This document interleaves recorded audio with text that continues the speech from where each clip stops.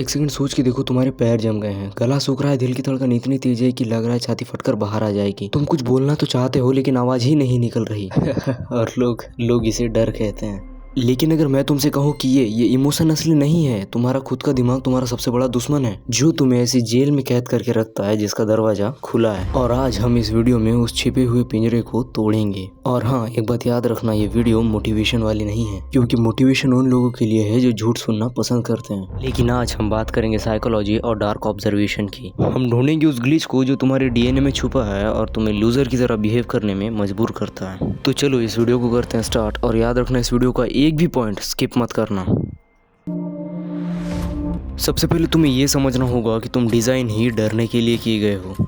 एक एग्जाम्पल के तौर पे इस चीज को समझो, जब हजारों साल पहले पेड़ हिलते थे, पत्तियां हिलती थी, तब तुम्हारा पूर्वज डर के नहीं भागता था, तो वो मर जाता था, बिकॉज शेर उसे खा जाता था। डर तुम्हारा बॉडीगार्ड था। लेकिन आज कोई शेर नहीं है। आज कोई शेर नहीं है। आज घास हिलने का मतलब है तुम लड़की से बात कर रहे हो, डर रहे हो, तुम बात ही नहीं कर पा रहे, तुम स्टेज में जा रहे हो, तुम्हें कुछ बोलना है, तुम बोल ही नहीं पा रहे, कोई नया बिजनेस स्टार्ट कर रहे हो और उसमें भी तुम्हें डर लग रहा है। तो आज के जमाने का डर ये है। क्या तुमने कभी नोटिस किया है कि जब तुम पब्लिक में बोलने जाते हो तो लिटरली तुम्हारी बॉडी वही रिएक्शन देती है जो मौत के समय देती है? पसीना, तेज धड़कन और लिटरली आंखों के सामने अंधेरा छा जाना। देखो, तुम्हारे पुराने जमाने का ब्रेन तुम्हें कन्विंस कर रहा है कि अगर तुम स्टेज पर हकला गए, थोड़ा सा भी हकला गए, लिटरली थोड़ा सा भी हकला गए, तो लिटरली तुम यही कि यही मर जाओगे। और ये बायोलॉजिकल ग्लिच है। तुम्हारी सोच पुरानी है और दुनिया नई हो चुकी है। अच्छा, तुम्हारी सोसाइटी ने तुम्हें यही सिखाया है ना कि डर के आगे जीत है। हर इंसान यही कहता है कि डर के आगे जीत है, लेकिन मैं इसे सरासर बकवास कहता हूँ। देखो, सच्चाई ये है कि डर एक सिग्नल है, एक मैनिपुलेशन है तुम्हारे जेनेटिक्स का। जब तुम इसे एक इमोशन समझोगे तब तुम स्लेव रहोगे, बचे रहोगे।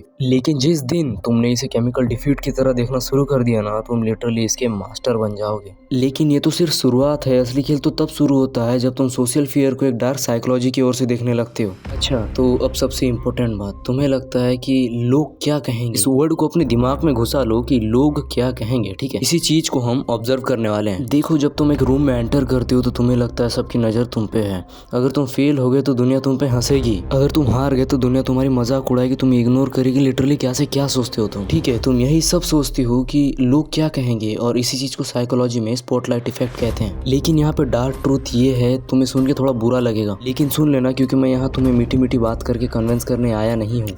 एक्चुअल में तुम्हारा डर एक अंधकार है, तुम्हारा ईगो है। अच्छा, तो मैं तुम्हें एक एग्जाम्पल देता हूँ। तुम्हें ये चीज जानना ही होगा कि क्या तुम्हारा डर तुम्हारा अंधकार ही है, ईगो ही है। हकीकत तो यही है। देखो, तुम अपने आप को जितना इंपॉर्टेंट बना रहे हो ना, असल में तुम उतना इंपॉर्टेंट हो नहीं। लेकिन तुम्हारा ब्रेन कह रहा है कि भाई तुम तो बहुत इंपॉर्टेंट हो, लेकिन तुम नहीं हो। लोग तुम्हारे बारे में नहीं सोच रहे, वो अपनी खुद की लाइफ, खुद की प्रॉब्लम से इतने घिरे हुए हैं कि उनके पास तुम्हारे लिए सोचने का वक्त ही नहीं है। वो तुम्हारी बातों को याद रखे, तुम्हें याद रखे, तुम्हारी जोक्स को सुन के हंसे, बिल्कुल भी नहीं। उनके पास इतना टाइम है ही नहीं। और इस चीज को बहुत जल्दी जान लो, क्योंकि तुम्हारा दिमाग तुम्हें ही इंपॉर्टेंस दे रहा है कि भाई तू हार जाएगा तो फेल हो जाएगा, ये हो जाएगा, वो हो जाएगा। ना, किसी को कुछ फर्क पड़ता ही नहीं है।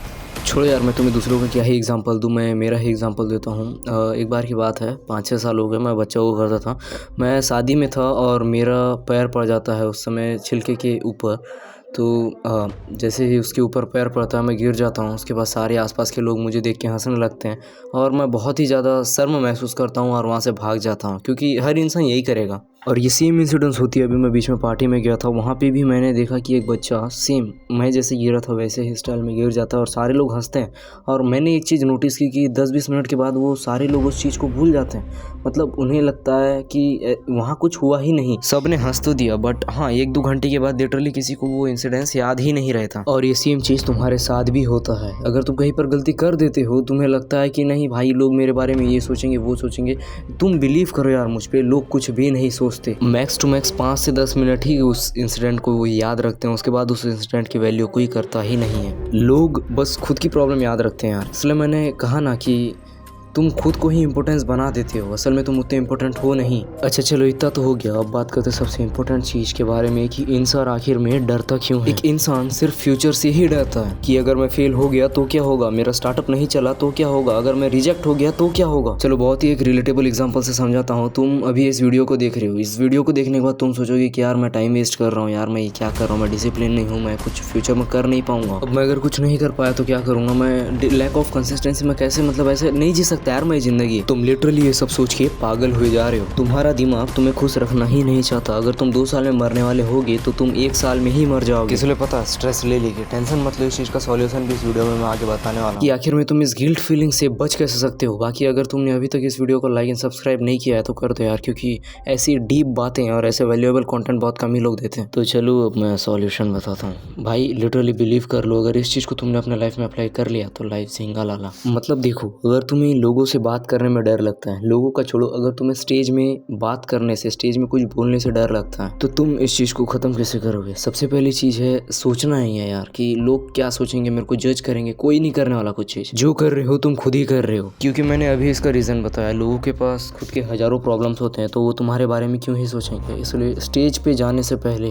अपने ऊपर डाउट करना बंद करो। भाई मतलब तुम्हारे अंदर खुद के अंदर सेल्फ कॉन्फिडेंस नहीं है क्या कि मैं ये कुछ चीज कर सकता हूँ। खुद पे डाउट क्यों करना है। जब अगर तुम खुद पे ही डाउट करोगे तो दुनिया तुम पे बिलीव कैसे करेगी यार। अगर तुमने 1 मिनट भी इन सब चीजों के बारे में स्टेज में जाने से पहले सोच लिया तो तुम स्टेज पे कुछ बोल ही नहीं पाओगे। भाई पहला और सबसे इफेक्टिव सॉल्यूशन तो यही है कि तुम्हें जिस चीज़ से भी डर लगता है तुम उस चीज़ के बारे में सोचो ही मत। जैसे तुम्हें नहाने से, ठंडे पानी से डर लगता है तो उस चीज़ के बारे में मत सोचो, तो तुम तुरंत ठंडे पानी से नहाने लग जाओ। तुम्हारे ब्रेन को सोचने का मौका ही नहीं दो। तुम्हारे ब्रेन को शॉक कर दो कि भाई इसने ये क्या कर दिया। चलो अब तुमने सब चीज़ कर लिया, तुमने स्टेज पे चढ़ने से पहले कुछ भी नहीं सोचा, लेकिन स्टेज पे जाने के बाद अगर तुमने बीच में हकला दिया तो क्या होगा। लोग तुम्हें जज करना स्टार्ट कर देंगे, तुम्हें गलत सोचेंगे, तुम्हें एक फेलियर की नज़र से देखेंगे। नहीं यार, क्या वो तुम्हें 2 वक्त की रोटी दे रहे हैं? क्या वो तुम्हें कमा के दे रहे हैं? नहीं ना। तो डरने से क्या फ़ायदा। ये बात मैं भी जानता हूँ कि डर सबको लगता है, गला सबका सूखता है, और जीतता वही है ना जो डर से लड़ता है, वो डर से दबता नहीं है। एंड आई रियली होप कि तुम दबने वालों में से नहीं हो। बाकी मैं ये भी होप करता हूँ कि तुम इस वीडियो को लाइक सब्सक्राइब जरूर करोगे।